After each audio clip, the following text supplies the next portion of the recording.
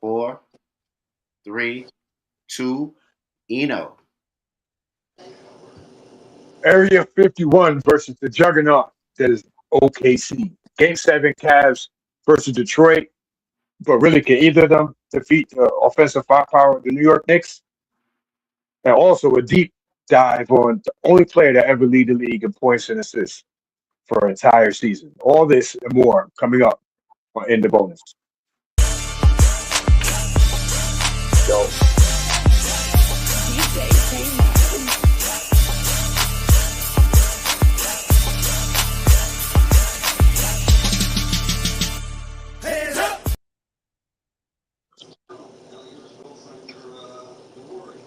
here we are. Welcome. Yes. Welcome to In the Bonus, the hoop show for hoop heads. It's Elias Silmar. We got big ball player Luck. Yes. In the house. Of course, Slick Vic. I like how everybody is representing New York, yo, in the background. Let's go. Oh yeah. Let's go. Gotta do it. We're not biased. We're not biased at all. Not at all. Not a little bit. Not even a little bit. No, right. No. Yeah. Word. Man, But hey Av, tell the people what they can do if they want to celebrate hoops like we do on In the Bonus. Oh, you could definitely 1,000% come in and jump on the stream and come join, chop it up with us, chat about the whatever topic we may be getting in on. Can you put the little trail up there so I can read the link for it? Yeah, give me 1 sec. I was trying to make it big. No doubt. There we go. So yeah, all watching and listening are welcome to join us live. Just jump on the link. https://StreamYard.com/x5btpgceek. That's always the link. So even if you don't join us this time, that'll still be the same link. And you want to come in and talk your junk, you know what I mean? Talk about how the Knicks aren't gonna make the finals or whatever. We're gonna attack you. You know what I'm saying? But you could get it off. You know what I mean? We'll let you live for a little bit. You know? That's right. Take yourself off the shelf and express yourself. There you go. You might come in with a hand and leave with a nub, but you welcome to join. You know. Yeah, you know. Come in here with your weak layup and get slapped against the backboard. And, that's how we give it up over here. Playing for books. You know? Come in here with a ball, I steal it. All right. Let them know, man, about these sponsors, brother. Yes, thank you to the show sponsors, Total Package Energy, Bats Footwear, and Redeem Vacations. Yes, our faithful sponsors from day one. So please support.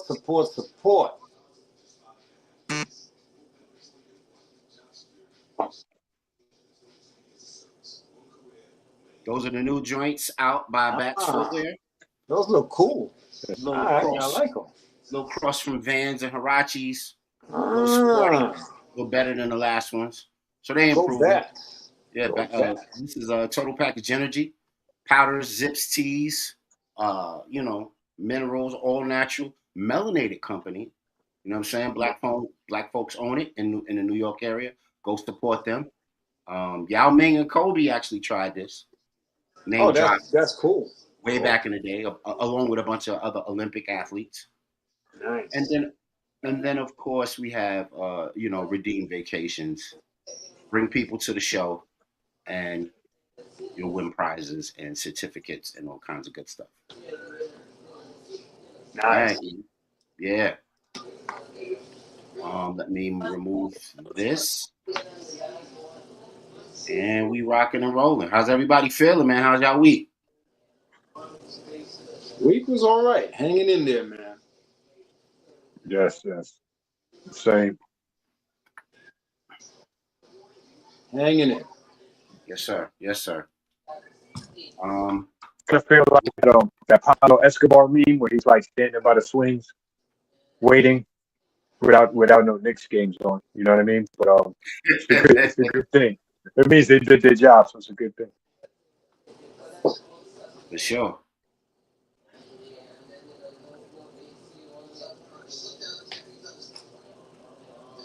Well, let's venture right into that, man. Let's not waste any time. As soon as my screen pops up, Yeah.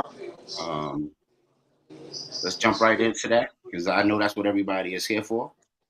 Let's get into these NBA playoffs. Let's get it done. Here we go. Those championship dreams. This is where legends are made. This is exactly what playoff basketball should be. The road to a title?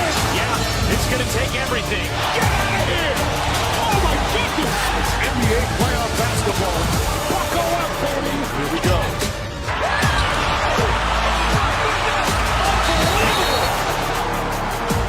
I love it, baby! We take that up with you! Are you kidding me? The NBA playoff marquee is lit up extra bright. What promises to be a star-studded affair.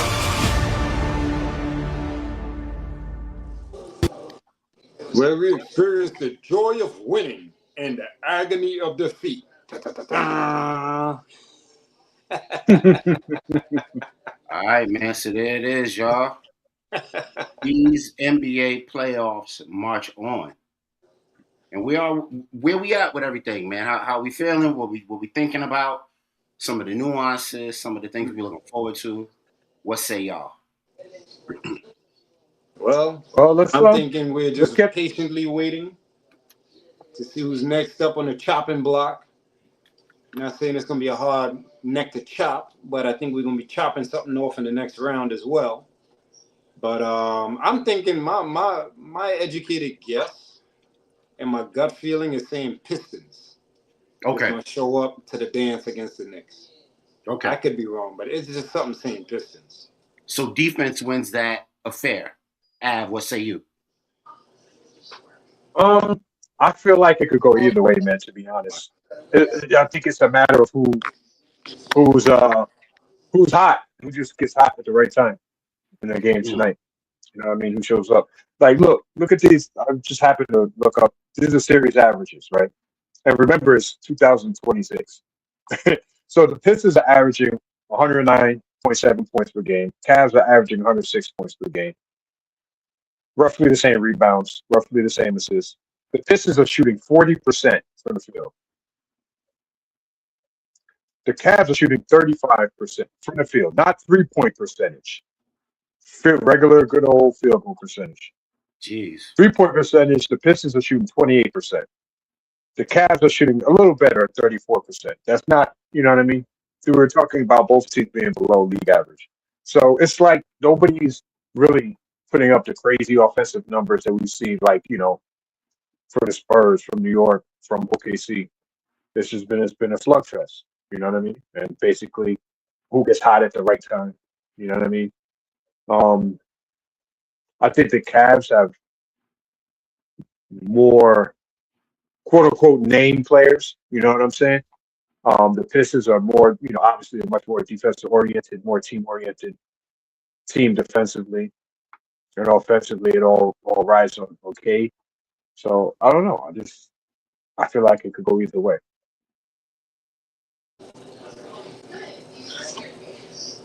That's a good point. Definitely. It could go either way. I just feel like, I don't know what it is, man. Cavs should have won that game at home. I don't know. Yeah, they should have. That felt like a straw that was breaking the Bulls' back, but I don't think the Bull know the back is broken. I don't know. I like the way you put that. I don't know. Got them, slow them up. I carry a full pack. Got you. Yeah, that part right there. Mm-hmm. Yeah, man. So while I look for these Cavs and Detroit highlights, what do we see as the matchups and some of the, I guess, matchups and mismatches that might, you know, give us more of an idea, since we're all waiting a half hour or plus into the tip off, what do y'all think some of the matches are going to be? Is it superior guard play from Cunningham that's going to make the difference? Is it the big front court with Allen and Mobley? What do y'all think?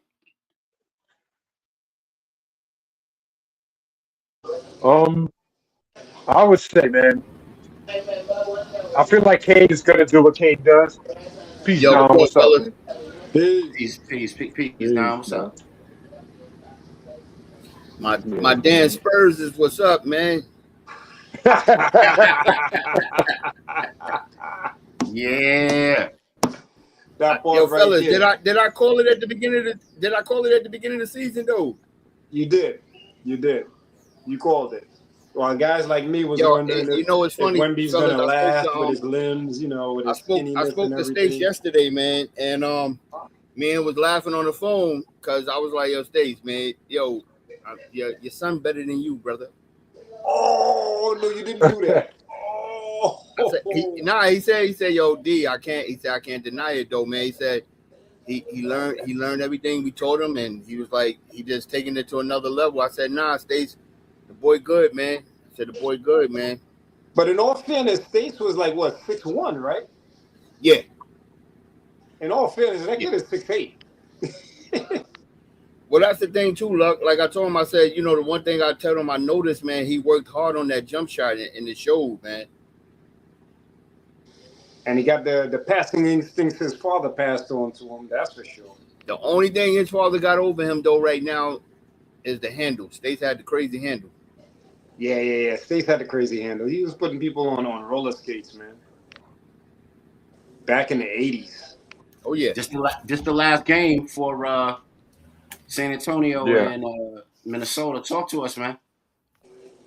Yo, I want to ask you fellas, man, what y'all thought about Anthony Edwards, towards the end though, man? I look at Ant-Man as a soldier. He's definitely, a Buffalo soldier. I'll give him that because he could have caved in like other players did, man. I've seen other players cave in for less than what he's going through with his knees. Both knees are jammed up, and he was still going to the bucket. I mean, he wasn't get the showtime, fast break dunks that he's accustomed giving us, but he was taking it to the rack, left hand, right hand, still doing the Euro step. He got bad knees, bro. Like, he needs to rest those knees, man. This might be a blessing in disguise, to be honest with you, for him to get some extra rest, honestly.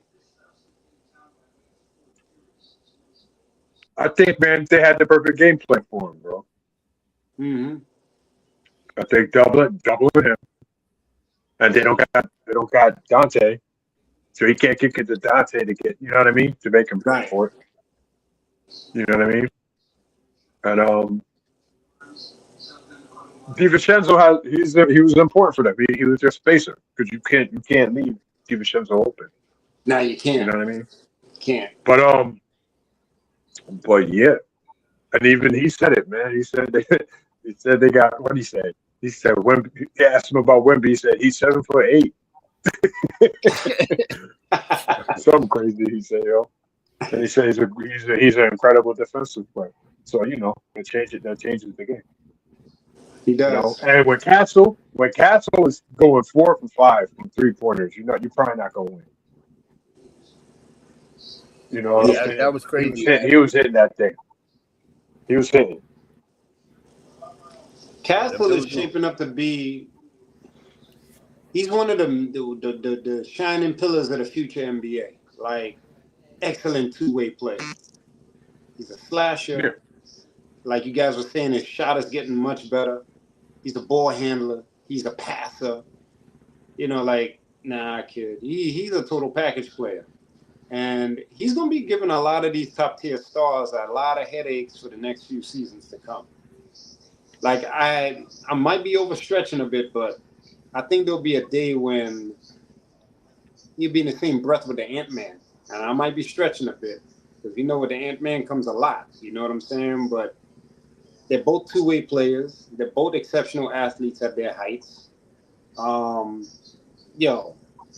is going to be one of them names out there, man. He's going to be a problem. Yeah, I agree. I think Harper too. Yeah, man. Yeah, that kid is special, man. You know, what I like though is what disappointed me though was Julius Randolph, man, because you can't have no 3 points, bro. Like honestly, the Knicks we know got the better of the trade, but I think if Cat would have been there, I think at least they probably would have won at least, maybe took it to 7 games. I don't know, but that I tell you what, I think Ant-Man missing him badly, man. Oh, big time. Big time. I think that trade was made. It wasn't, you know what? It is what it is. People these days just go with the punches with these trades. But I think if you would have asked Ant-Man if you'd have wanted to see that trade go through, at the time he would have said no. The Knicks won that trade. Even though I didn't want to see DiVincenzo go. But I was never crazy about Randall like that, to be honest with you. I respect him. But I just wasn't too crazy by him. You know what I mean? But I didn't want to see DiVincenzo go because I know how important he was for the Knicks coming off that bench as a spark plug and a clutch player.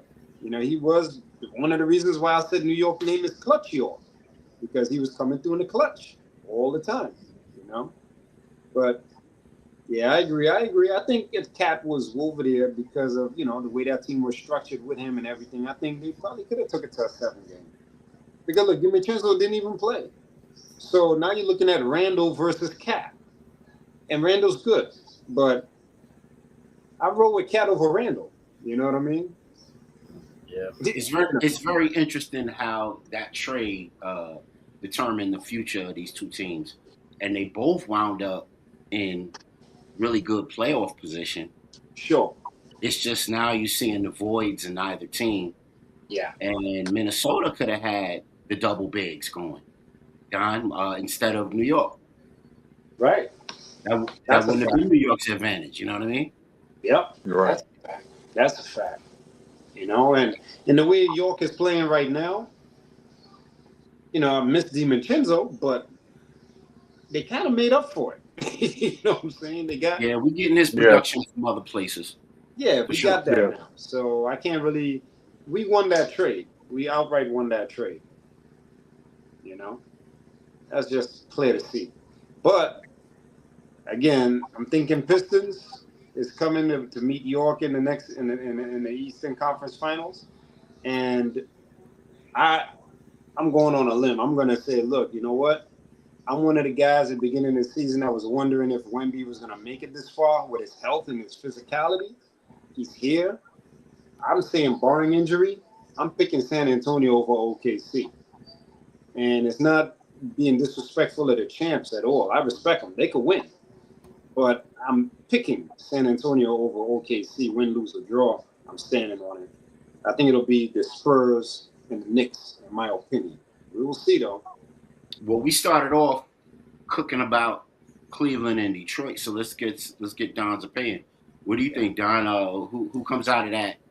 I had to rethink. I had Detroit all the way tonight, but the last few hours, I don't know, for some reason or another, I feel like somehow, some way, I think this is going to be a real show-out game for James Harden, man. For some reason, I feel like this dude, him and Donovan Mitchell, are about to go off. It's just something that's scaring me about it, man. And I think they might hand Detroit their ass, man. You might. Because, I'm looking at James Harden this year. Even, he just came to Cleveland. He's been playing good, man. He's been playing good. I got to honestly say he's been playing good. Obviously we all know the playoff drought he's always had, but I gotta say this year, this playoff, man, he's been excellent, man. I think he's really been doing good. I think the key for them is honestly, if they can get Jared Allen going, if they can kind of get him kind of going, it spaces out, it gives Donovan Mitchell and them space to maneuver. And look at Evan Mobley. The last 3 games, he's been playing good too. So I think just giving that space, if Strus is on fire, he nullifies Robinson on the other side. You know what I'm saying? So I think that I think definitely I look for it to be a tight game, to be honest with you. Mm-hmm. Mm-hmm. Yeah, it has potential to be a tight game because they're gonna be fighting for their lives when I think about it. But I don't care. Hey, I don't care who wins. The Knicks. I feel like that was the straw that broke the Bulls' back, and the Bulls just don't know his back is broken because Cleveland should have won that game. They were supposed to come out and show out. That they were at home. They were supposed to close this thing out, man. And they didn't. As a basketball fan, look, just speaking from a guy that just want to see exciting basketball, I like watching James Harden and Mitchell Cook. I like watching them play, man. They're exciting to watch when they get the balls in their hands, man. They you know, Mitchell, you know, he's exciting to watch, you know. But something telling me the Pistons going to just bring the quiet storm tonight and shut them out. I don't know what it is, man. You know, my whole key is I don't care what Kay Cunningham do. It's not the points with Kay Cunningham for me. It's the rebound and assist that kills Cleveland. When he averages damn near triple-double, Detroit is unstoppable. Because that means everybody else is getting involved in their system. So I'm going to let him have the points, but I can't let him have close to a triple-double. Because if he does that, then they're going to win tonight. You know what I peeped out, Don? Like during that, he finally had a decent game. You know what I mean? But and his and Stewart in spots has been having some good shooting nights or whatever. But the dude that Detroit probably should play more because he's been killing is freaking Paul Reed, the third string big man. When he's on the court, he's been killing them. But he's not getting. He should get. I feel like he should get those borderline starter minutes because they can't do nothing. Cleveland can't do nothing with them. I agree. You know I mean? I'm with you. Almost like a counterpoint to Strus. You know what I'm saying? Because Detroit, Strus is out hustling them. Strus is shooting their eyes out. So it's I think it's gonna be a tight game. I think it's been a tight series overall. So we'll see. Tobias Harris could be important. You know what I mean? Yeah, that dude, I don't know. Sometimes he wake up and sometimes he sleep, man. Yeah, for real. I remember there was a time when they were trying to say that Tobias Harris, I might bite my tongue saying this, but they were trying to say he was going to be like another Carmelo. Yeah, look, I remember that too, and I told somebody, man, they were drinking too much. Oh, man. I mean, looking up to a player is one thing, but being on par with that player, and it can happen, but that's a whole different thing. You know, I think the guy Cleveland got to watch out for. What's the other kid named? The guard that they got with the dreads. Jenkins, Dennis Jenkins. Yeah, he gets hot sometimes too. Yeah, he's good. Yeah, he's good. I respect him. He pushed that ball too, man. He pushed the pace. Yeah. He definitely pushes that ball up the court. Yeah, he's not lazy. I seen him on the break. For this series, Jalen Duren, your all-star center, is averaging 10 points a game and seven rebounds. Yeah, that's crazy though, man. That's nuts. Yeah, the amount of numbers he averaging is ridiculous. Yeah. Do y'all think they could depend on Mobley to give them anything from beyond the arc, or is he just going to be a strictly like dribble drive or post player? But this is the thing, Vic, and that's where I'm kind of frustrated with Cleveland because if you look at their lineup, everybody would say there's no reason why you have two big men. Your two big men is better than all Detroit big men. Talent wise.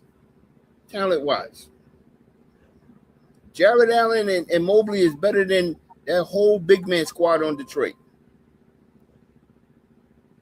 So why they not dominating? I don't understand why they're not dominating. They should be dominating. Jared Allen should have a double every game. You think the two guards take all the air out of the room? It's gonna be something, man. I think we're gonna see the Donovan Mitchell of Utah tonight, man. Okay. You think he got the green light? Yeah. Management gave him the green light? Yeah, I think they're going to say hell with the coach tonight. He asking Coco Jones, where is my super suit? Hey, listen, he having that. Got to make an appearance. Where is my super suit? He playing like Lamar did when he was with Chloe. Right. Wow. Yeah, man. I mean, I haven't seen a tandem that is so good at scoring and be so hot cold as series. It's weird. Yeah. I mean, Detroit, to be fair, Detroit is a monster defensively. Yeah. And, and for the most part, Ausar Thompson has been guarding Mitchell. Okay. So, let's talk about that factor. Is Ausar Thompson a factor? On defense, yes. Mitchell is nice. He's shorter than me, bro. He's 6'1". It don't look it, but he's 6'1". You know what I mean?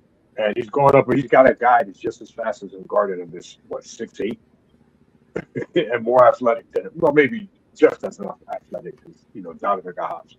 But he's 6'8", bro, and he can move just like as fast as he can. You know what I mean? So I think it's been a tough matchup for Donovan Mitchell to try to take in. Take Thompson and on some one-on-one stuff. Most guys in the league he can shake one-on-one. That was the primary. That was his primary assignment for the series, right? Yeah. Thompson on Mitchell. Yeah. I mean, and then when you get to pick, you get to switch. Mm-hmm. Hey, Kate Cunningham is a really good defensive player. He might be the best primary offensive go-to guy that's able to play. You know what I mean? That's able to play defense. I don't think even you think you've got similar guys. It's like Luka. It's like Brunson. You know what I'm saying? SGA.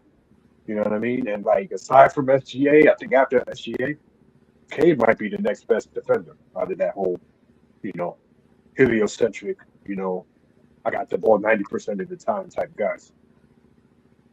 So what about the turnover factor with Harden? You think they implore kind of a trap or a pressure full court, or really get Harden to make some goofy passes like he likes to do to turn to be more turnover prone? Yeah, he might be a baker tonight. He might, you know what I'm saying, turn on that easy bake oven and hook you up with some turnovers. You know what I mean? I don't know. We'll have to see. We'll have to see if we get, 5 for 18 James Harden, if we get a decent 20 points, 8 assists kind of game from him, an efficient game from him. Hey, Don, Harden seems to his energy seems to ebb and flow with his ability to make shots. Like if he's making shots, then he's going to, you pretty much know he's going to have a good game. He's going to get everybody involved. He's going to be James Harden. But if he's struggling just a bit, I don't know, man. Then the turnovers seem to multiply. What's your thoughts on that? You know what? You're right, Vic. And that's why I was about to say, to me, in some of these games, Armand Thompson, he's actually outplayed that whole Cleveland backcourt with his defense, man. This dude is you saw that one? There it is right there. You saw that, right? He's a ball hawk, man. I love his D, man. When he did that play, I thought he was going to take quarters off the top of the backboard. Yeah, man. I said, this dude is so high in the air right now. Yeah, he has two hands. He has some freakish athletic. He has freakish athletics, man. And I was like, this dude. I mean, I've never in all the playoffs Donovan Mitchell's played, I've never seen somebody defend him as well as this kid, man. This dude has smothered him, like literally smothered him, man. Something about those Thompsons. Yeah, man. People was even putting rumors out that him and his brother traded jerseys. Hey, that's really his brother. I mean, you can't. I mean, you won't be able to recognize it. That's what they should say about the Morris twins, that they would be doing that. Yeah. But yeah. That's funny. Yeah, that would be crazy though if they actually did that. It's like, yo, you could rest tonight, and I'll play. I'll have fresh legs for the next night. Crazy man. I gotta say too, Robinson, he looked like a different Robinson from the Miami Heat, man. The one with the Heat, you just spot him up, he shoot. This dude actually dribbling the ball. Little pump fakes. Yeah. I'm like, yo, where you find this at?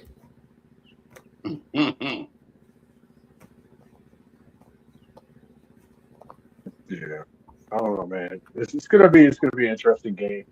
I think it's gonna go down to the wire, and I really think it's just gonna be does Dennis Jenkins get hot and hit 3-3-pointers in the fourth quarter? You know what I'm saying? Or does Strus, you know what I'm saying, give him like 10 points in the fourth quarter, kind of turn the tide type situation? So I really think it could go anyway.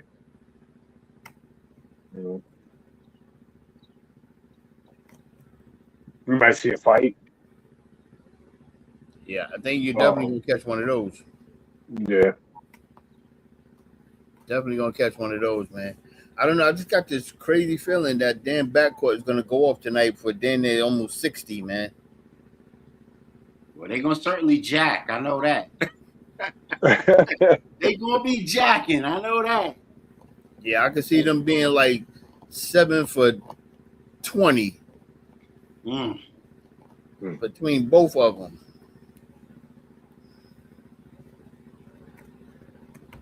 All right, man. So as we travel in and out of the land of the playoffs, man, let's discuss a team in a matchup that has, I guess, legacy ramifications. The LA OKC series a little bit, as they await their opponent, they know who their opponent is. So how do y'all feel like this game, this series, LeBron's last game, LA is, Thunder is moving on to be in Western Conference Finals again. SGA just won the MVP again. Any chink in the armor? How y'all see that go? I mean, we already hinted that. A couple folks already hinted that the Spurs are going to take care of business. So does the athletic Spurs beat the cohesion of the world of the champs? What y'all think? I think it's a good matchup. You got chink, man. Yeah. I think this might be the best series that we're going to see this playoffs. I think you're right. Better than the finals. It's going to be exciting. I hope. I'm actually hoping it goes 7, man. Because just so I can see them play, man. You know what? If you think if Wemby lost his shit and elbowed Nas Reed in the neck over the physicality at the Timberwolves, man, he might kick somebody in the throat when he play OKC. The Dort is going to lay him out a couple times. Caruso going to try to push him around. Caruso was pushing around Joker, who's like 150 pounds heavier. So he's going to do some stuff to Wemby. So it's going to be a crazy matchup. Wemby's going to get his. Castle and it's probably going to be Castle lining up with SGA. Yes, it is. You know what I mean? That's what I would do. And Don the writer been asking for this matchup all season. Waiting. Now that's a really good athletic defensive. That's a good athletic defensive matchup for SGA. Yeah. And what's crazy? If you look at the stats, they had a stat during the season with Stephon. They said against Edwards, K. Cunningham, SGA, I forgot it was somebody else. I think it was Donovan Mitchell.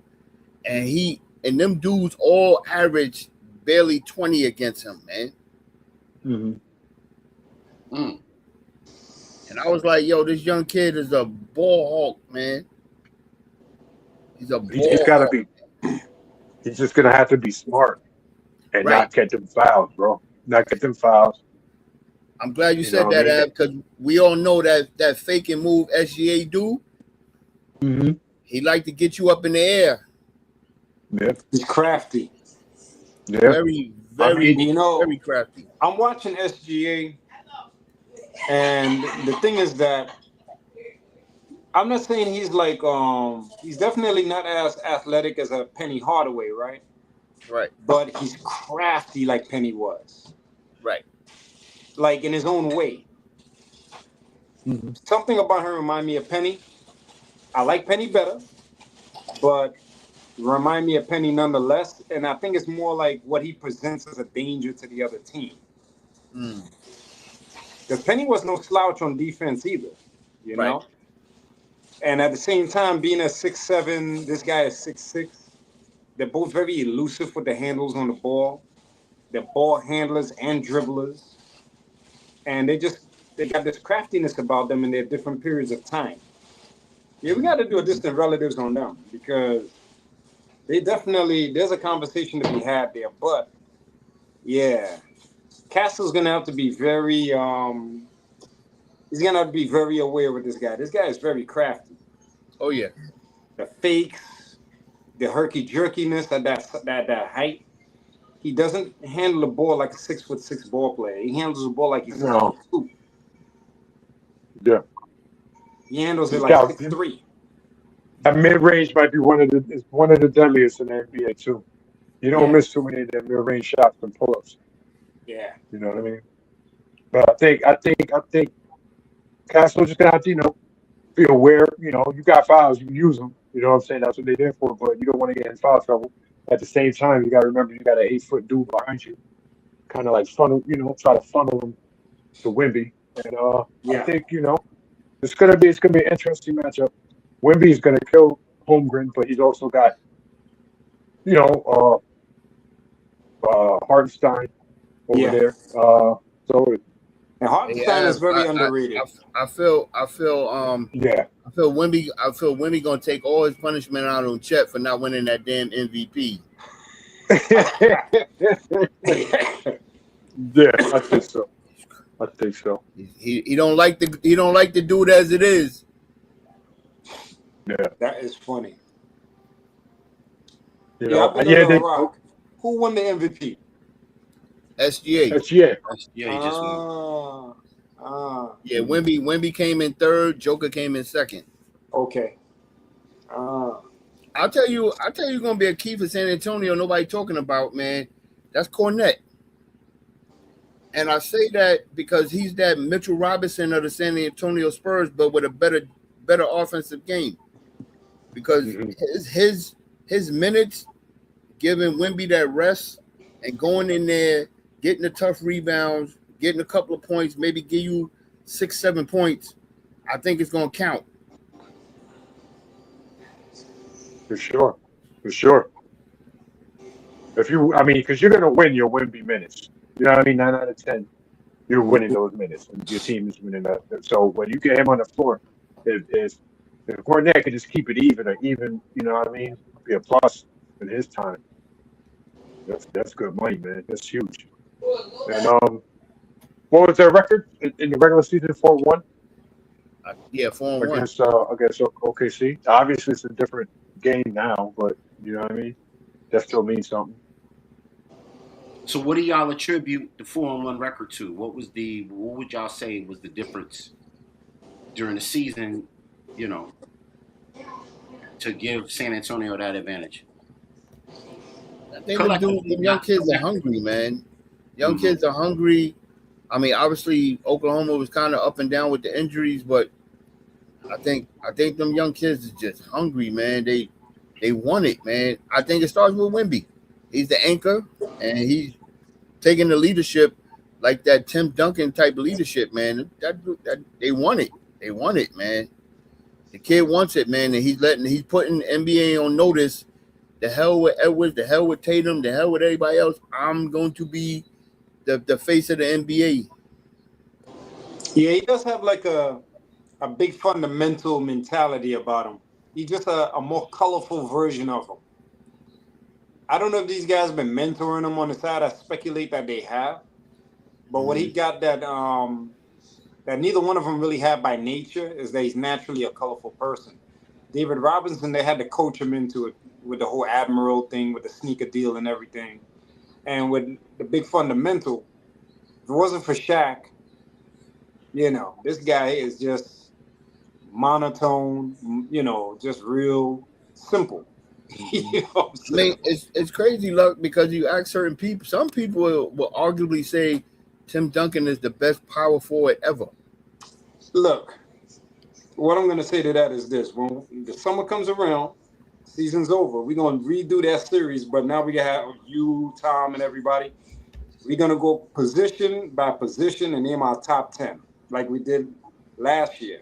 You know what I'm saying? But it's going to be different because now we got all of you guys.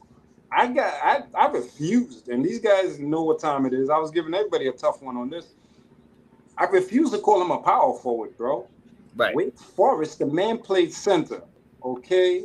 Well, I did the research. I came up with numbers, and they said by ratio he played center more than power forward. That ain't right.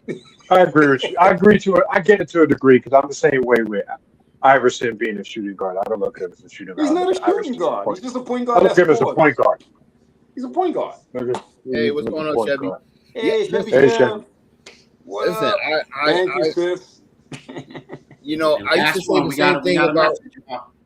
I used to say the same thing about Kevin Garnett, man. Hold up, we got to pause for the chorus real quick. Hold the presses. Happy born, my brother. Hold up. Of course, man. Yeah, man. Appreciate it, bro. Happy birthday, brother. Appreciate it. Word. Thank you. Happy born, Yo, brother. listen, I say Kevin Garnett. You know, Luck, he was another player that I always thought was not. He was a power forward, small forward, but his talents can play every position. Yeah, he could. And it was like, to me, it was like, you know, Kevin Garnett, that special talent. And it's like Wemby. This dude, 7'5", but his talent says something else.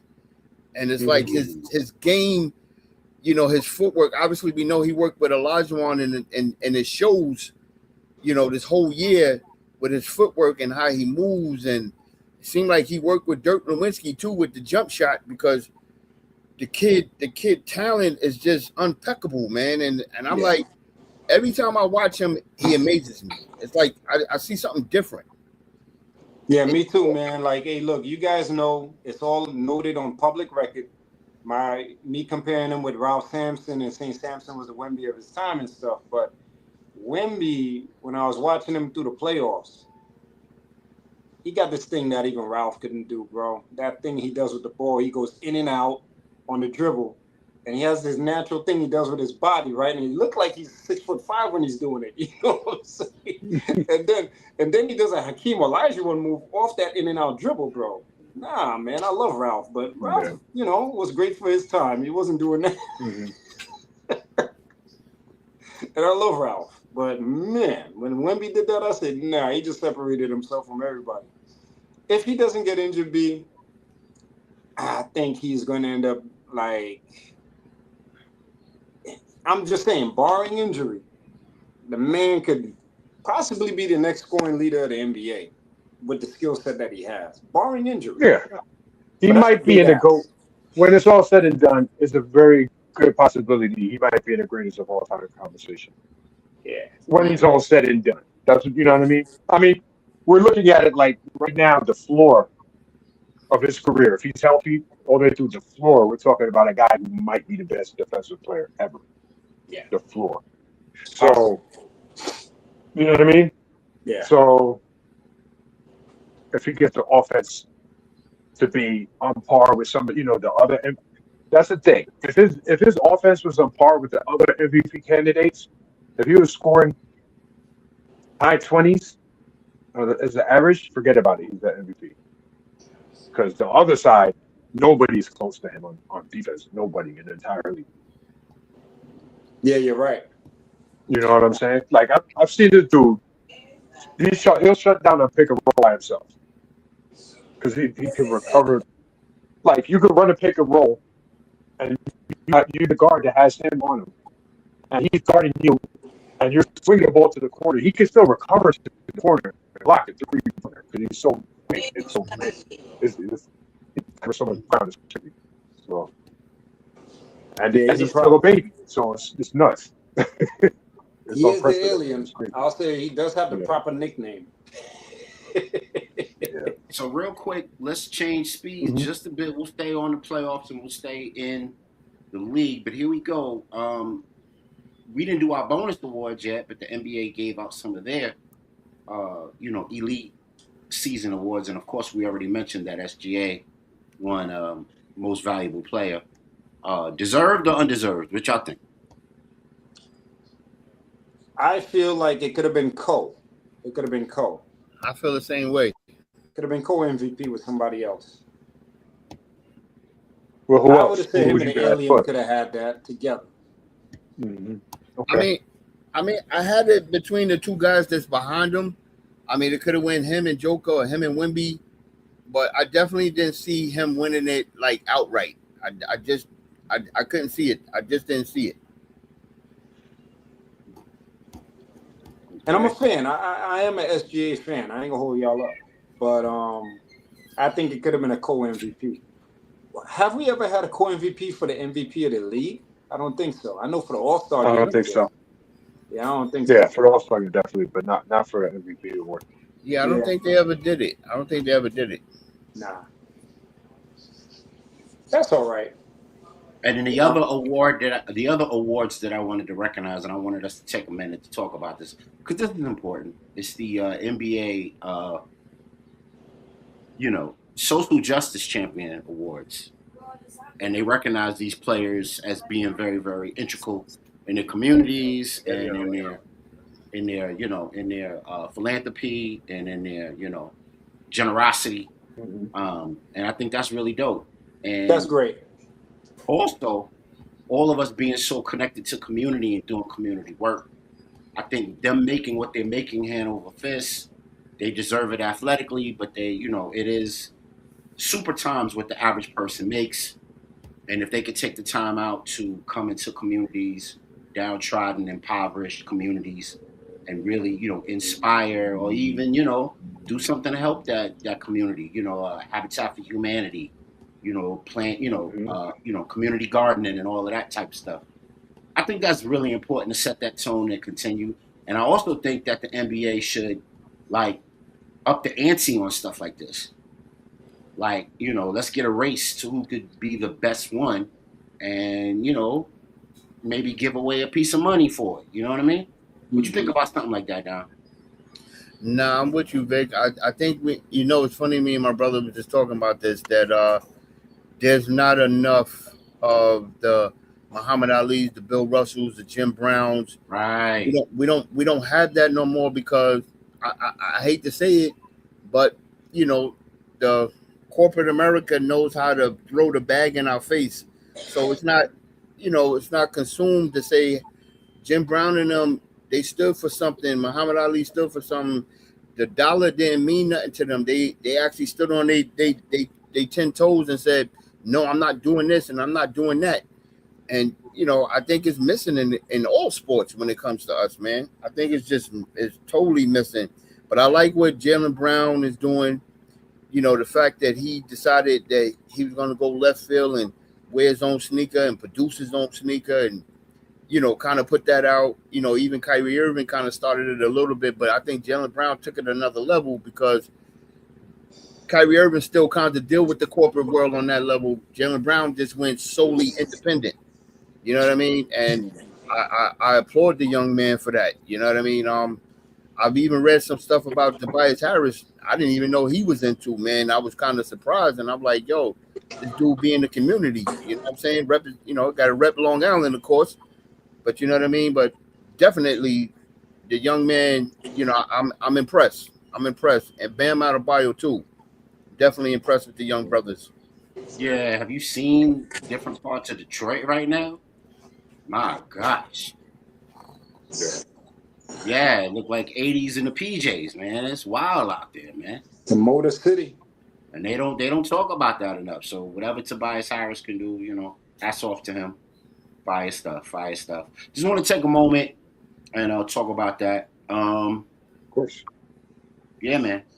So as we push and we continue this playoff conversation, do y'all want to go Do y'all want to do double dribble first, or do y'all want to continue to talk on the playoffs, and then we'll get back into that after double dribble? What you think? Or props, whatever you want to do. Like, Yeah, you know what? Let's do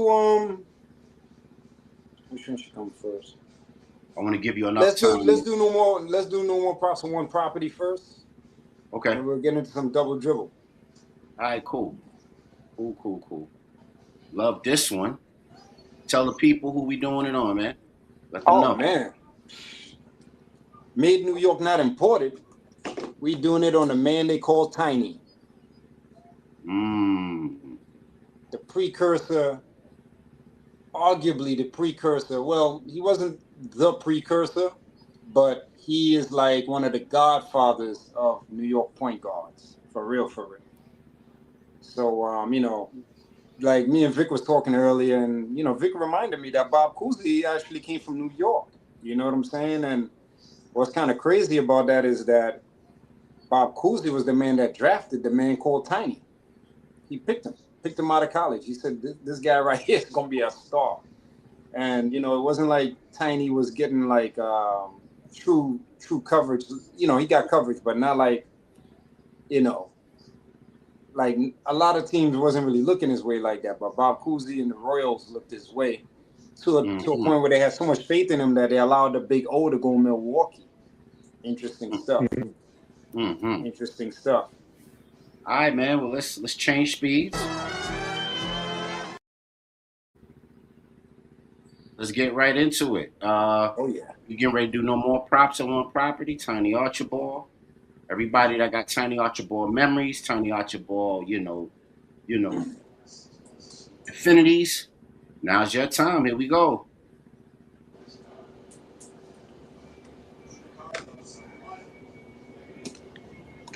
The original number 7. They stopping me because of Pharaoh. No more props, I want property and every Pharaoh. Nobody stopping me because of Pharaoh.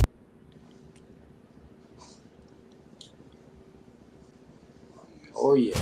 Standing just 6'1", Nate Tiny Archibald was a dominant scorer and playmaker in the 1970s. He remains the only player in history to lead the league in both scoring and assists. In 1981, he was the floor general for the NBA champion Boston Celtics. He had one of the most dominant seasons that I've ever seen in the NBA. The year that he led the league in scoring, averaging about 34 points a game, led the league in assists the same year. And I think the first 2 or 3 years, Tiny was just finding himself because he was on the Cincinnati team. He wasn't the dominant player on that team. I would say when they moved to Omaha, he became the man. And here is a guy that you really hated to try to guard because he'd come at you a mile a minute. He was quick, he was fast, he was left-handed, he was a dominant scorer and a guy that brought fear to a lot of us in the NBA because he was that good. Tiny was always a great basketball player, left-handed, but the thing that made Tiny great is that he was ambidextrous in scoring and going to the basket and scoring. Very few left-handers would score as much as Tiny did going to the basket. A lot of heart, a lot of gut, a lot of grit. Because, you know, to come in there with all of the big trees, and back then you had a lot of centers in the game that were just planted down, and he would come in there and attack you, and you would say, I'm gonna knock this guy on his butt. You would knock him on his butt, he'd come right back at you again. He scored a tremendous amount early on, but then of course later in his career he went to Boston, and his game changed. He was more of a distributor, playing alongside Bird and McHale and those players. You know, one of the great things I think you can say about a player is when you're playing for a team, you go to a team, you try to figure out, how can I contribute? How do I fit in? You may be a scorer on one team, but another team, you now become a little bit of a distributor from the guard position. And I think he did that very well. And that's just a sign, in my opinion, of how good he was. Early in my career, I was with him. I get a rebound, throw it out, just start running the floor as fast as I can. Tiny never looks behind him as I'm catching up and bobbing and weaving. Tiny goes up and drops the ball off to me. And I'm telling you, I always watch guys' eyes in the head, but I'm running up, assuming if he misses, I'm going to try to put a putback. I have no idea he sees me. I have no idea how he saw me. He dropped the ball to me. And I remember thinking, oh my goodness, like this guy literally has eyes in the back of his head.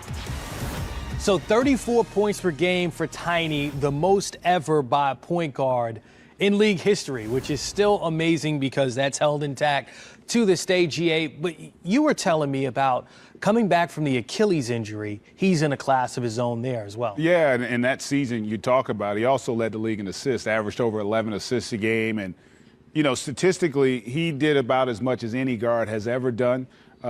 What was ironic about it, though, was the question was, could he win?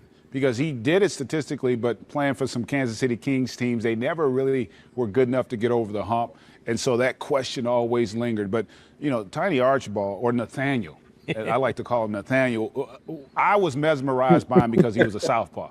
As a lefty, being a left-handed player, you know, I didn't get to see a lot of guys. I didn't get to see Lenny Wilkins growing up as a kid. So for me to be able to watch him and watch how he orchestrated a team, how he could control the entire tempo of the game as a southpaw and as a smallish guard, it was amazing. And you mentioned the Achilles. Then not only back then, people didn't come back from a torn Achilles. So not only does he come back, he makes 3 All-Star games, gets traded to Boston, and then is able to go on and win a World Championship as well. And that kind of validated him in the eyes of those who maybe questioned him because he hadn't won yet. But he is an all-time great, just an incredible talent. And his game would translate to today's game because of how crafty he was and how well he could shoot the basketball. Yeah, that's a great point that you made, how his game would fit into today's game. Still, the first and only player to lead the NBA in points and assists in the same season. Graduate of DeWitt Clinton High School in New York, a New York City legend. I never saw Tiny play. My assistant at the time, a young man named Draft Young, was given instructions by me in the fall of that year to find a penetrating point guard. Shooting skills were not that important, but I needed someone to be able to set up and run the show, basically. And he came back to me in December of that year as the college season began and said, hey, I've got someone that will fit the bill completely, that no one will know about because he's not a scorer and he plays for a very conservative coach at Texas El Paso. So he won't get a lot of attention. And he's our man, and lo and behold, we didn't even have to draft Tiny #1. We got him as a #2 pick, and he may very well be the best #2 pick in the history of the NBA.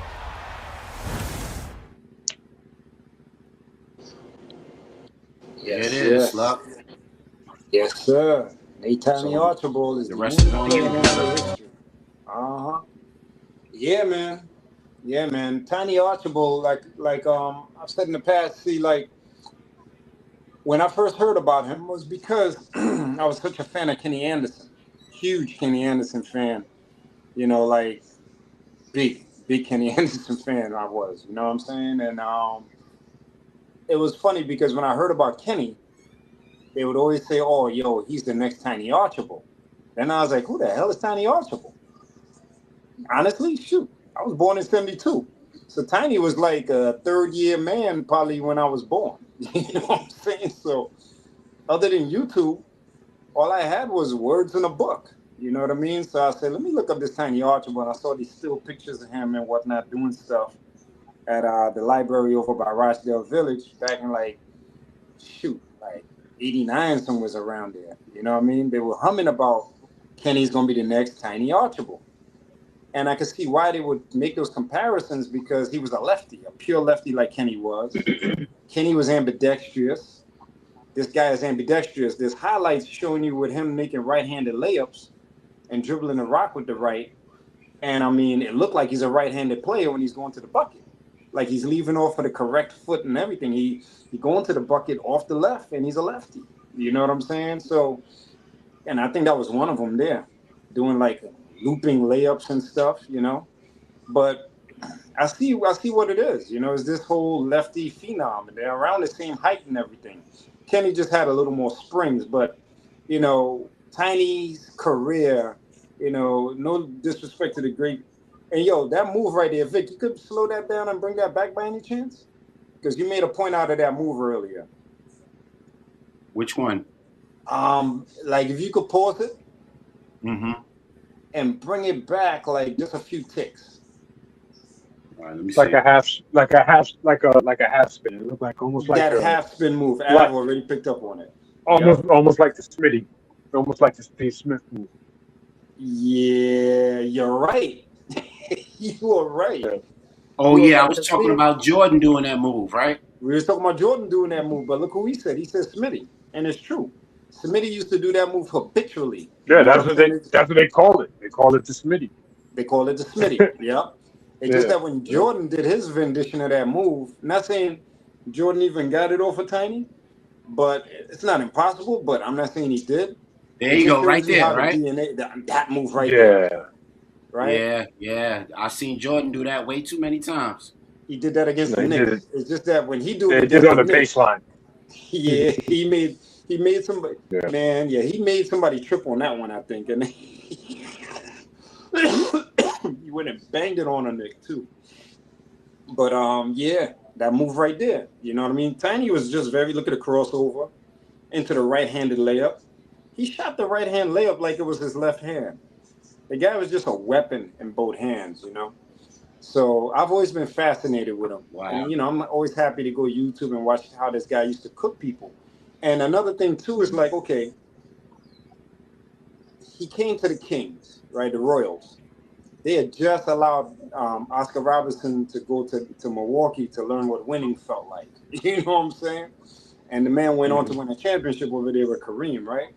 But Tiny come and take over, and then it's like Tiny filled the same role, the lone entertainer, the lone sheriff in town, They had a situation where they even asked Oscar Robertson what it was like, being the lone ranger over there with the Kings, and he was like, yo, don't be hard on Tiny. He said, I was there.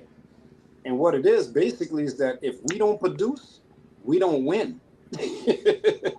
He's like, if him and Tiny don't produce for those teams, they don't have a chance in the world. And I mean, their best season, I believe, if I remember correctly, might have been 36 wins. They never made the playoffs with Tiny. So when Tiny's coming to Boston, they're like, yo, can he win? You know what I'm saying? And he got to Boston before Bird. I wasn't aware that he got there before Bird until just recently. I thought he came there, after Bird got there. But no, he was there before Bird. And he even talked about how bad it was before, Bird and Parrish and those guys came through. You know what I mean? He said it was really bad. And not for nothing, the Celtics was like, yo, does he have any gas left in the tank? And what's so funny is that Bill Fitch was the coach at the time for the Celtics when Red Auerbach brought this guy in from Bob Cousy, who coached him and drafted him. This is a whole Celtic affair, bro. And you know what? It's not the first time I've seen former Celtics pass somebody on to the Celtics. It's not the first time. I've seen it before. This was like the earlier stage of it, though, And it's just like it's wild because Bill Fitch was his coach, and Bill Fitch was Kenny's coach as a rookie. You know what I mean? So it's just wow how these guys have these parallels. Not saying Kenny's career was anywhere near Tiny Archibald as far as the NBA career goes. Kenny had a good career. We thought he was going to have a great one, but, Tiny actually had a great career. You know what I mean? I mean, really, really great career. So great that even though he was broken down when he came to the Celtics, Tiny made the All-Star team yet again, won the MVP in the All-Star game of 81, and went with the Celtics to win the finals as the starting point guard in 81 against the Rockets. Quick question for y'all. Do y'all think if Penny wasn't a fallen phenom, maybe I'll ask Dom this conversation and then we can go popcorn after that. Dom, if Penny wasn't a fallen phenom, do you think he had a shot at beating Tiny Archibald's record for assists and points in a season? That would have been. That's a good one. That would have. That's a good one. I would have even thought about that. That's a good one. All right, so what you're looking at here is Tiny Archibald at the Rucker. So he's a Rucker vet, and he played at the time with Dr. J and Kareem and all the rest of them that used to, frequent the Rucker every summer to get better and, play those teams, get paid too. But, the GOAT? The GOAT. Yep. He played at his time period. Yep. So this is him getting Let me busy ask y'all a question, yo. I got a question. I've got a question for you. So Tiny is a great player. Accomplished something that nobody else. When you've accomplished something nobody else has ever done in the league, that's impressive. He won at the highest level. You know what I'm saying? All-Star games. You got all the accolades. You know what I mean? But how come when people make these, top 10 lists, whatever, you never see Tiny on there at point guard? Never. Yeah, that's weird, right? I love that question, bro. I love it. Never. I do mean never. Like, not even close to me. Absolutely right. Absolutely right. That's a good question. Yeah, that is. Absolutely right. Well, and there's a lot of guys that we got up there that he has better accolades than a lot of guys. Yeah. So, yeah. You're right, brother. You're right. You're right about that. That's a good question. That's what I said. We got to have another one of those things that we did last year when we first started with the top 10 at the positions for every person. You know what I mean? Like I said, my mind might have changed a little bit. You know what I mean? Actually, I guess part of the okay, I'll take a stab at it though. I would say this mainly because of the fact that they're saying that with the Kings just wasn't even making the playoffs, and it's not his fault. That's the one thing I want to state is, in my opinion, it's not his fault. It's another organization that got lucky with a pick, and they just pretty much milked that cow because that cow was putting butts in chairs. You know what I mean? Okay. All right. I'm not not trying to get you riled up. No. Not trying to get you riled up, no. But I'm saying no because of what I'm about to say. Okay. You know what I'm saying? Because Pistol Pete didn't have to what he did. Yeah, I was waiting on it too. We talked about and this Pistol earlier. Pete is, I'm just saying, and Pistol Pete is deified by a lot of people. Yeah. You don't hear people talking about Tiny Archibald how they do about Pistol Pete. Like, I'm being honest. I'm being 100%. I'm with you on that. You know what I mean? I'm with you on that. And Pistol Pete didn't do what Tiny Archibald did. No, he didn't. I could admit that. I could. On the pro level, admit that. He did. So, yeah. I don't know. It's interesting. I'm just using him as an example, but there's a lot of dudes. You know, I'm thinking about you know what I'm saying? You know what's wild though? You know what's so crazy? I'm gonna show you something else too. How parallels tie each other, right? Pistol ended up on the Celtics just like Tiny did, right? Yeah, he did. He did. That's the wildness. And the Pistol, and what I gotta do a little homework. I'm a little rusty on this, really. Maybe not even rusty, a little ignorant. I'm trying to figure now if they played on the same Celtic lineup. Because Pistol had left right before the Celtics won a championship. And we all kept saying, damn, the one time Pistol Pete was on a team that could win, he couldn't finish the whole season. He was so broken down. So I got to do my little research when I get a chance to see if those two guys played by some chance in the same lineup. You know what I'm saying? It's crazy. Right. It's crazy. Hey, look, there goes your stats for your boy. Oh, no question. Three-time All-NBA first team. Yeah. 2-time All-NBA second team. Yeah. 1-time scoring and assist leader. The only one to do it in one season. 2 top 5 MVP finishers. Okay. And if his team was winning, unfortunately, they didn't set him up to win. They put him on as a show. He would have won an MVP award and a 1-time NBA champion, and I'm happy that he got that. You know what I mean? Because so happy for that. Yes, yeah, sir. I'm happy. Yes, sir. I'm happy. That's a cherry I on it, love man. what Av brought up. I love it. I got to do a little research on this thing with him, and Pistol ended up with the Celtics. Him winning a chip, Pistol quitting like maybe halfway through the season. So I got to look that up. I'm a little rusty on that. I don't know. I'm just saying it's very comparable. Like if you look at his accolades, obviously he scored more. You know what I'm saying? But it's very comparable. Like you look at what he accomplished and what compared to like a guy like Jason Kidd. Jason Kidd has always been top 10s. But if you look at the accolades, it's very freaking similar. Jason Kidd got a championship. Yeah. Later stages of his career. Yeah. Wasn't the same output, but he was just basically like a floor general. Same kind of deal. You know what I'm saying? He got his. I don't know if Jason Kidd had first teams, but I'm pretty sure he had second teams. You know what I mean? Assistant leader. You know what I mean? And Kidd is always in top 10 point guards or whatever. You're right. I've never heard Tiny Archibald. No, you're right about that. It's kind of wild. It is wild. You know what I'm saying? And look, again, though Kenny didn't have quite the career that we wanted him to have because of that injury. I always say Kenny, not to trail off like some old man that don't know how to find his way back to the topic, but Kenny was on board almost to have that career until John Starks yanked him out the end. He landed on his left wrist, his shooting hand.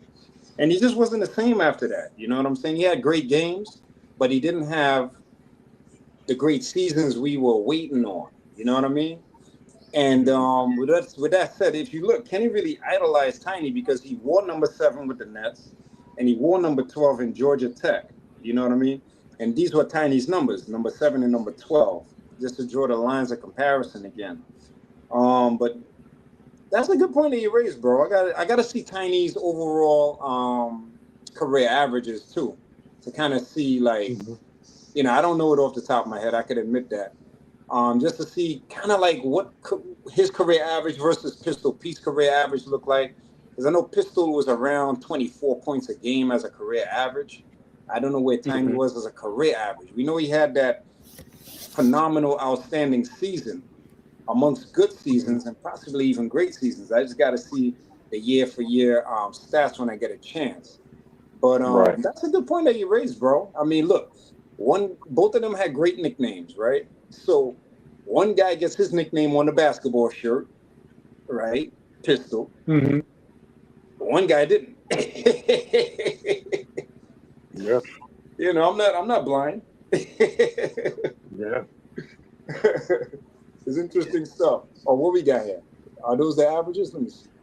Yeah, that's some of his stats. Yeah. No. You're right. I don't know if you can see it. Can you see That's it? I can see it. I'm blowing it up. Okay. 6 seasons with the Kings. No. What they saying? Games? Are those 6 seasons or 6 games? Oh, playoffs. Okay. Yeah, that's playoffs. Okay. Let me see if I can find his. No sweat. That looks like later too.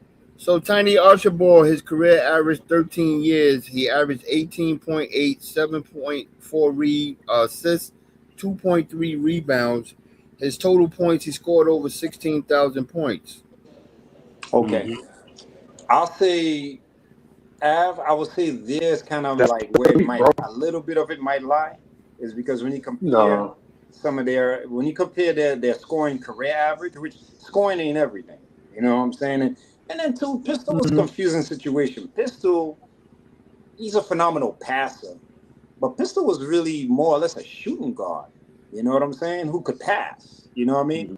Even though I wax poetic of how great his passes are and how he revolutionized the game with his passing style, but Tiny was more honest to God, a more pure point guard on a pro level. You know what I mean?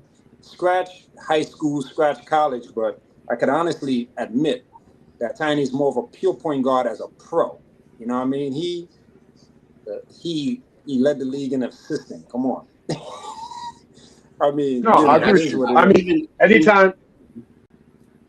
Go ahead, bro. No, I was just going to make a point that even in today's wide open game, nobody's been able to eclipse that. Yeah. Which is really interesting how spaced out the floor is, how up and down they are. Nobody's still been able to do that. I think of people like a Derrick Rose, like a Penny, you know, maybe even an Allen Iverson. A really active player you'd have to put into that mix. You know, Av brought up Jason Kidd. He had that sort of pension. He could have done it if he really wanted to. You know, hey, give us a game update. What's going on? Did they just talk? 8-7. Okay, just to talk. Okay, cool. Yeah, you know, like you know, those are interesting points. You know, it's just what separates Tiny from like a Jason Kidd, right? And they're both great pure point guards and one is much more muscular and more athletic in kid. He's more athletic. You know what I mean? It's the shooting. Pretty substantially bigger too. The shooting. That's what they're passing on the same level. Yeah. You know what I mean? They're passing on the same level. You know, I'm a big kid fan as a passer. I love watching them pass that rock. I love watching them handle the ball and everything. But that's the thing that separates them is the shooting. Tiny was a pure shooter. Definitely a pure. You could see it. His form, everything just speaks. This guy could gun when he's ready. You know what I mean? At the time that he played, right? Yeah. And everybody was just beginning to play above the rim. The David Thompsons and all of them, right? Yep. And then you get this kid coming along, and he's able to get you with a lefty jumper. Yeah. That must be hard to stop full go. You know what I mean? Yeah. And then it looked like he was able to do like a Rip Hamilton type of deal where you go full speed and then pull up from the elbow. And you hitting left and you doing it with your left. Yeah. That's hard to guard, man. I don't know anybody. I don't know too many people that can do that right now. And again, much like Pistol, look who he was cooking. This guy's cooking people like Jerry West. This guy's cooking people like Clyde Frazier. Not saying Clyde wasn't getting his. He got his on all of them. You know what I mean? But he's a champ. You know what I'm saying? Quick question. Is SGA a lefty? Oh, yeah. No, he's a righty. He's a righty? Okay. Am I right or wrong? Sure? Guys? He's a righty, right? I believe it. Is he a righty? I don't know. I gotta look. I gotta watch it. I think he's a righty. He's a righty, right? Is he? He's a righty. He's an odd one. He got his own. You're right. He's a righty. He's a righty. Yeah. He's ambi. He's definitely ambi, but he got a quirky game. His game is a little quirky, so you don't look like a typical that jump righty. shot is really quirky, and he's able something to about extend it the way he does. Yeah. Yeah, there's something about him a little different. You know what I mean? Yeah. Yo, Vic, I'm gonna read off the questions that you asked me to read off earlier. Yeah, go ahead, bro. Okay. Knock it out. So they asked Tiny Archibald in the Ebony article, what's one essential piece of advice that you'd give a rookie coming into the league right now? So Tiny's short response was, hold up, pardon me.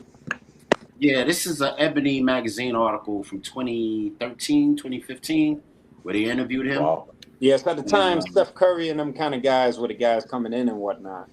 Because he made comment about Steph and whatnot, too, at some point. But he said, link up with a positive veteran that's been in the league for a while, somebody secure. Don't knock a 10-year veteran role player that may have played on a few teams. He can show you how to maneuver in this league. I had a veteran my rookie season named John Green. Big John was from Long Island. I knew him prior to coming to the league. His guidance was extremely helpful to me. We all have flaws. Plus, young guys now have instant social media coverage when they do something wrong, so you have to be careful. The parties and all that are going to be there anyway. Use your first year to get grounded and solidify yourself. Some of the rookies that come in these days act like they started this game. He didn't start this game. It's been here since the 20s and 30s. There were players here before you. So hook up with a vet and stay out of trouble. Think about some of the street ball legends we spoke about earlier, because if you get lost in this league, you may just end up losing the things you love the most. So that's his advice for young players coming into the league. Yeah, Tiny's a class act, man. He's a class act. Yeah, and I thought it was fabulous that Ebony magazine, who really doesn't feature sports all that much, you got to be a big notable player for them to really get with you and really even care to feature you. And they featured him, and he had such a great anecdote for the young people to follow. There's I don't know about a what if, but I'm gonna say there's a too bad. Too bad this man didn't play for the Knicks at least one, for a few seasons. Don't get me to weeping and boo-hooing. I know. He's one of the best. Could you imagine him and Bernard King together? Oh man, forget about it. Stupid. Stupid. He's That one would've of been the best stupid. that we've ever produced out of New York. I mean, like you said earlier, Vic, something that I didn't know. I only knew him as Tiny Archibald. But I remember you enlightened me and you said around the way they were calling him the point guard. Yeah, he's the point guard. Yeah. Everybody like the Jet, Steph, they all call, and it's not Sham God, it's Tiny, and they call him the point guard. The point guard. And the point Yeah, guard. because I remember they did a documentary on I think on Yeah. Amazon.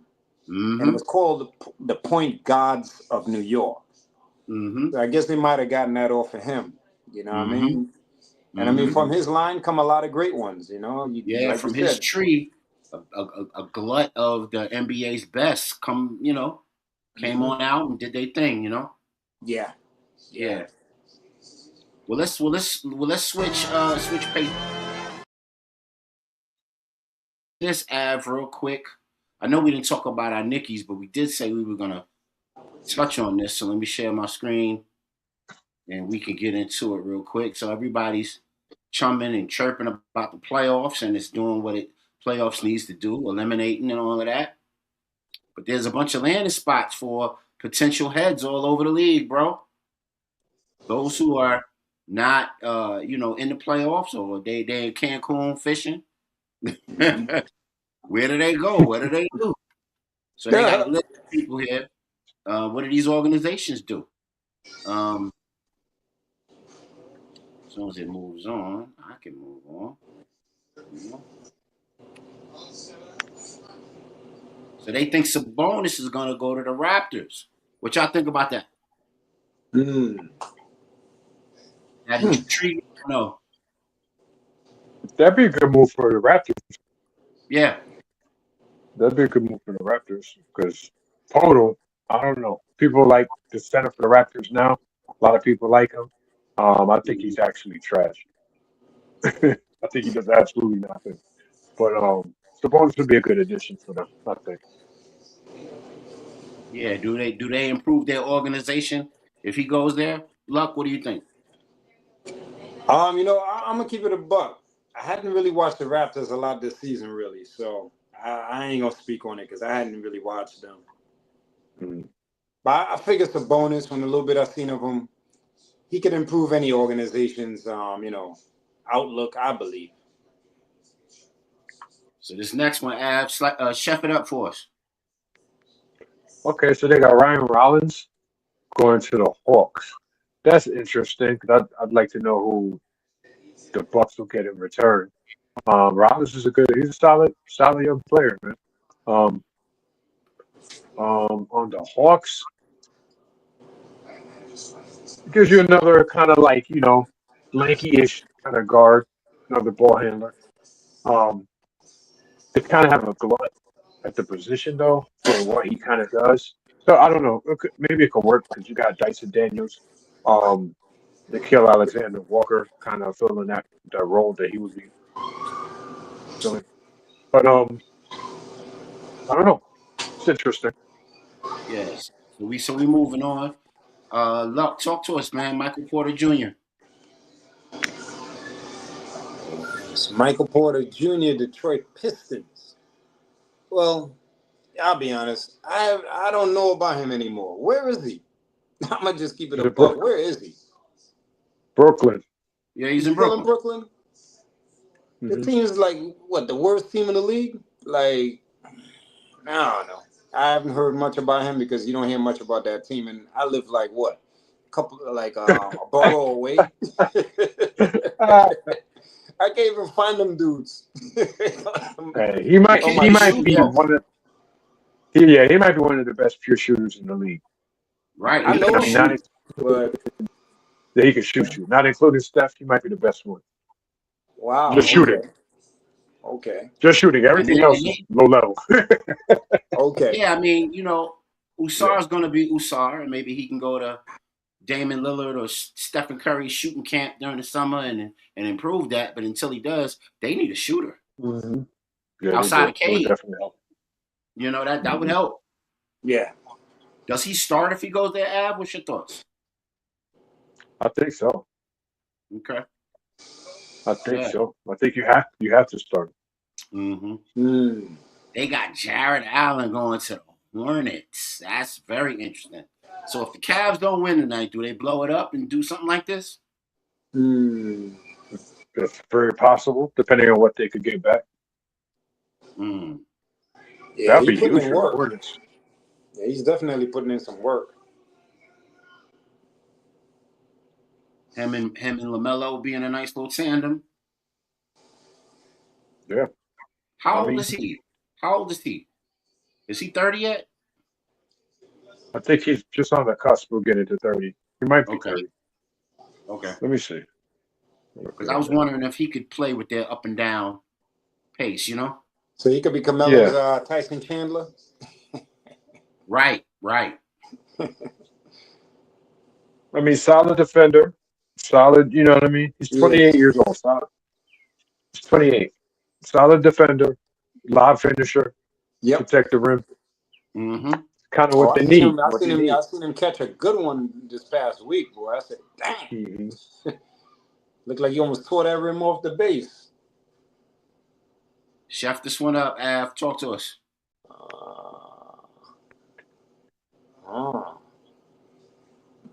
Tyler Hero. Tyler Hero going to the Bucks?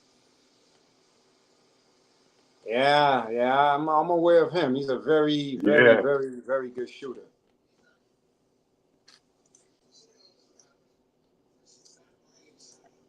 But I don't know. The Bucks I'd like about to see him go to I'd like to see him go to like Minnesota, maybe. Yeah, somewhere where he'd be he could be on a useful. team that's gonna do something. Yeah. He's talented. He's a hell of a shooter. Yeah. Tyler Hero. Next one up. Big boy going to the Suns.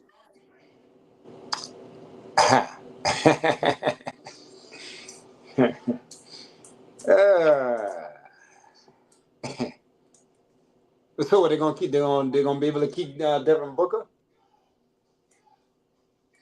I mean, these are hypotheticals, you know. Oh, okay. Yeah.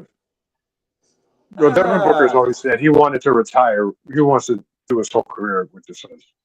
So it's safe to say he'll probably say that. But Zion, good old. I mean, if he, we all know the story with Zion, man. If he's on the floor, he's a great player. Yeah. You know what I mean?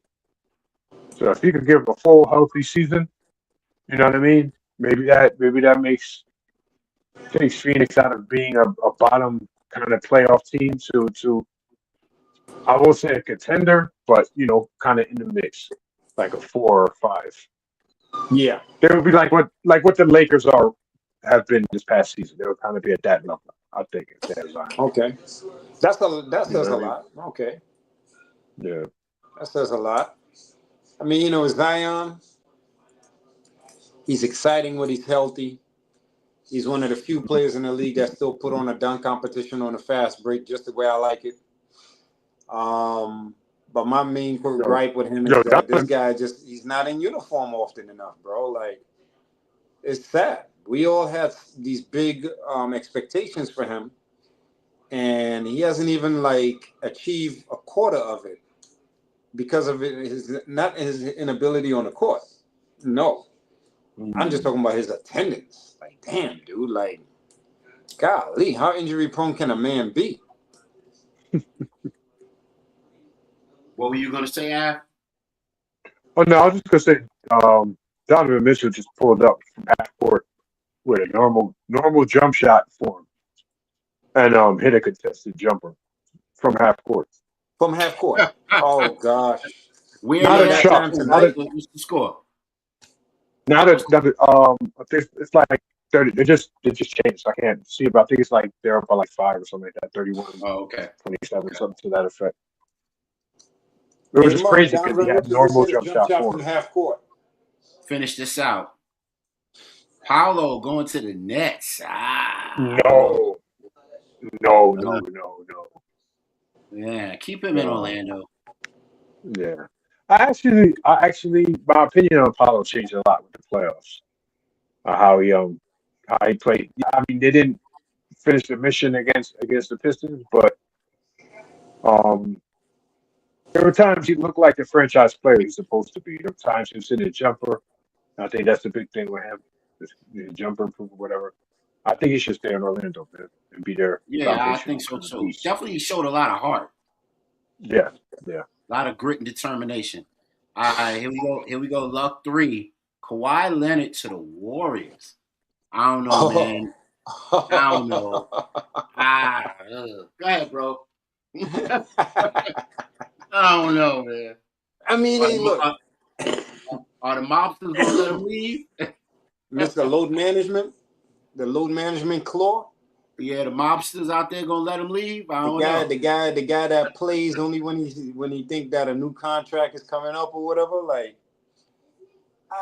yeah. Look, talent wise, that would be something if he ends up there. I mean, they already got Jimmy Butler over there, and he's just hanging on. His injury prone self as of late as well. But I guess Jimmy would end up leaving Golden State for this guy to come. I can't call it. I mean, it'd be a wet dream for Steph Curry and them. You know what I mean? Because the kind of season he had this year was a damn good season. Let's just keep it real. It'd be interesting. That would be a lot of fun if he could stay healthy and play. You know, play like he played this season. You know. Yeah. They could win a chip if everybody stayed healthy. So if they blow it up, y'all like Mitchell on the Rockets? If they That's blow the Cavs up, that would be nasty. That'd be great. That'd be good for that'd be a very entertaining squad. Yeah. Him, Kevin Durant, Amon Thompson. Yeah, a whole bunch of athletic guys. Paul Thompson wouldn't have to play point anymore. Yeah. all right. Last but not least, Giannis to the Heat. I don't like that. You already got Bam. You want to put Giannis and Bam together? Yeah, I agree with you. You know what I mean? How's Bam going to score 87 points now next season? With this guy around. You got playing with Giannis. Yeah. How is he going to do that? He's going to try to go for 90 next season. Yeah, you're right. Yeah, I don't like it either. Yeah. If there's any way in the world he could get out there to Golden State, that would just be. Yeah. They're his inside and their outside game together. Yeah. Yeah, exactly. That would be match made in ball heaven. Woo. Be the first inside force they had since Will Chamberlain. Mm-hmm. Yeah, man. Why you gonna ignore Draymond like that? You almost made him choke. Yeah, I'm saying I made him choke with that. Yeah, Draymond needed to be ignored, and he let all them racial jokes go at that stupid ass Kevin Hart roast. Oh yeah, that part. He let them people clown him something more. I got up and walked out with all the slavery jokes. I'd have been like, all right, deuces, y'all. I don't know. I don't know who gave the white boys the green light. Yeah, man, they got the green light. Put out their lights if they keep that shit up. Like, knock it off with all the slavery black jokes. Knock it off. Yeah. I know why y'all can't say them jokes. Don't act like Trump being in office gives y'all a green light to say all of it. And Draymond was sitting in the chair, skinning and grinning. Yeah. I mean, you gotta remember whose roast it was too. So. Yeah, I'm just saying. Come on, man. No, I'm just saying that kind of explains the whole vibe. Yeah, I agree. I agree with you. Which is why 100%. I'm glad Cat got his ass. I'm glad Cat got his ass. Cat, oh my gosh. If you haven't seen the Cat portion of that roast. That was great. I enjoyed it. Me too. The word coon might have came out Cat mouth about 9 times. You cooning. I don't know how many times you got a coon. Coon. Cocoon. Cancun. The Coon movie. Yo, Cat was giving it to him. I was like, yes, thank you. He was giving it to him. He got to stand in O. for calling him a coon for 25 minutes. He sure did, though. Yeah. And Tiffany was Hardish, good. man, when You give Cat, somebody a so standing funny? O for calling somebody a coon for Yo, 20 minutes. for real. And you know what's so funny?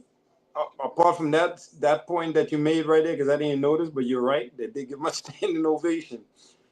Tiffany Hardish's face was so straight and so serious when Kat came out there.